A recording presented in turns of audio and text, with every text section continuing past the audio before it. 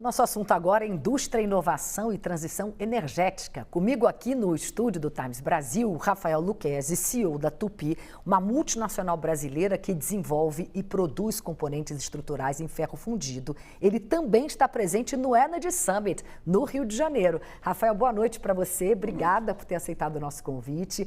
Antes da gente começar a falar propriamente da empresa da Tupy, eu queria que você contasse qual é a importância de estar presente num evento como o Energy Summit. Você vai participar amanhã de um painel, inclusive com a mediação do nosso Marcelo Favalli. Verdade. Bom, primeiro, para mim, uma enorme honra, um enorme prazer.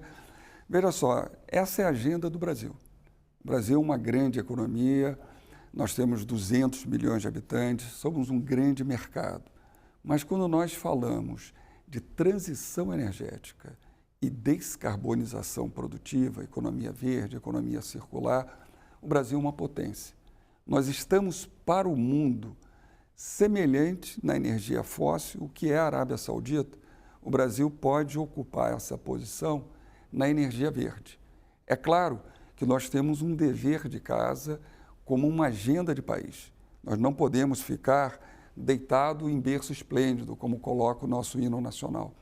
Então, quando se faz um grande evento como esse, o Energy Summit, você cria um movimento de mobilização, de consenso. Todas as sociedades avançam em torno de pactos. O Brasil hoje está muito polarizado, muito dividido, mas nós temos que construir uma agenda mínima, aquilo que une os países. Veja o que os Estados Unidos fazem em torno da sua agenda, seja em geopolítica, seja no processo de reindustrialização. O que a Europa está fazendo no mesmo caminho.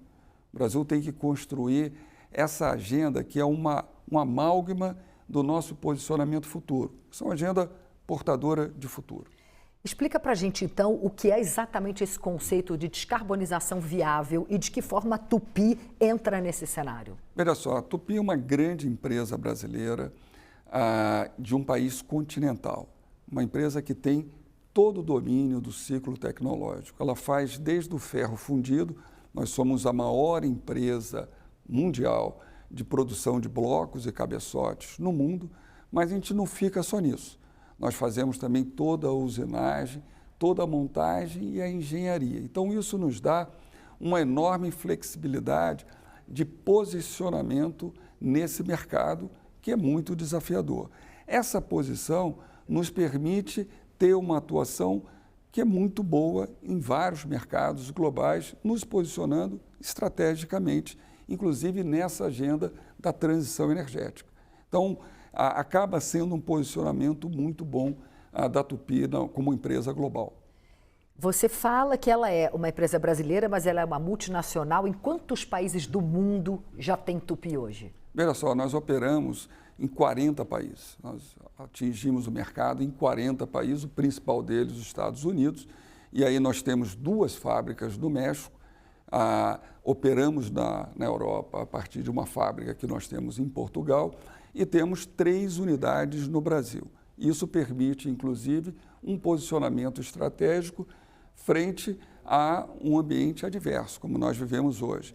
Protecionismo global e tal, há tarifas, uma certa incerteza, uma certa instabilidade. Isso permite a Tupy operar de forma flexível, com enorme flexibilidade de plantas, e isso permite que nós operamos de uma maneira mais plástica em todos esses mercados.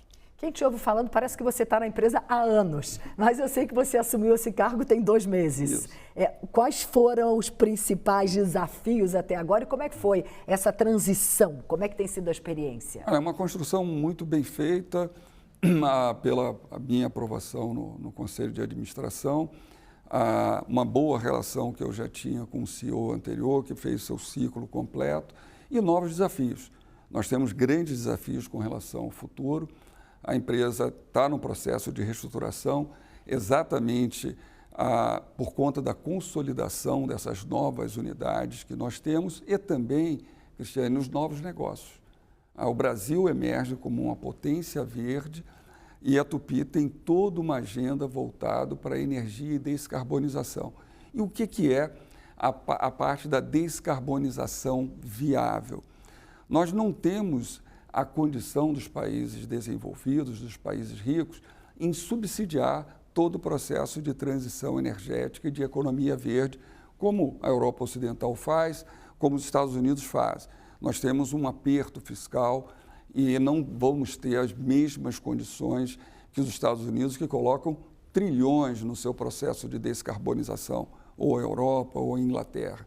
Então, a descarbonização viável, nós operamos com aquilo que economicamente funciona.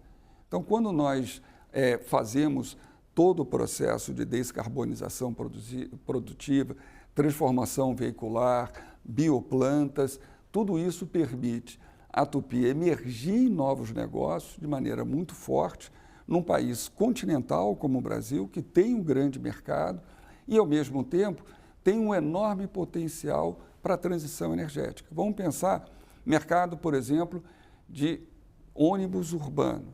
O Brasil tem em torno de 40, 45 mil veículos. São Paulo, maior cidade da América Latina, nós temos uma frota em torno de 14, 15 mil veículos.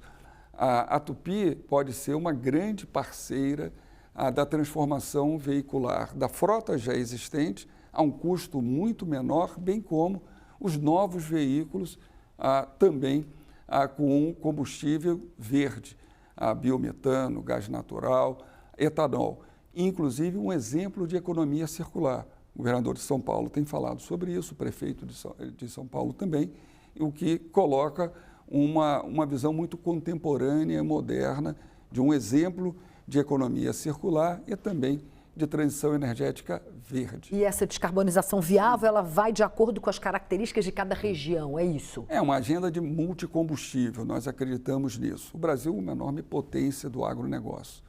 E aquilo que é agro gera uma enorme biomassa. Então, isso tem um enorme potencial para biometano. É um dos países mais urbanos do planeta. 85% da população brasileira vive em cidades e uma grande população, 200 milhões de habitantes, em vários centros urbanos.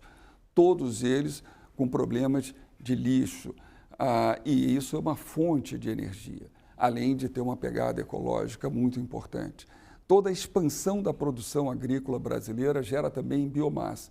E nisso, a Tupi pensa desde bioplantas, numa agenda de energia e descarbonização, mas também na transformação veicular das máquinas agrícolas, de toda a frota de caminhões e também de máquinas agrícolas, tratores, colheitadeiras. Então, temos um enorme mercado. E convenhamos, uma vez impulsionado pelo mercado brasileiro, nós podemos ter um posicionamento global a partir de uma rota tecnológica com uma pegada de maior eficiência ecológica do ponto de vista de emissão de carbono. Se nós pensarmos do berço ao túmulo, ou seja, desde a origem do processo até o fim do processo, um motor a combustão interna, mas funcionando com combustíveis sustentáveis, tem uma pegada de carbono maior do que a eletromobilidade. Sem falar que a eletromobilidade está encontrando problemas, sobretudo para veículos mais pesados, veículos de trabalho. Então, tudo isso coloca um horizonte muito positivo para a Tupi, seja no seu principal negócio, que é blocos e cabeçotes, como nos negócios emergentes, que nós vimos de maneira muito positiva. A economia verde, então toda a parte de energia e descarbonização, todo o negócio de distribuição e também de engenharia, de montagem de motores, assegurando a maior incorporação e agregação de valor aos nossos produtos. Rafael, muito obrigada. Prazer te receber. Bom painel para você amanhã no Energy Summit. Obrigada.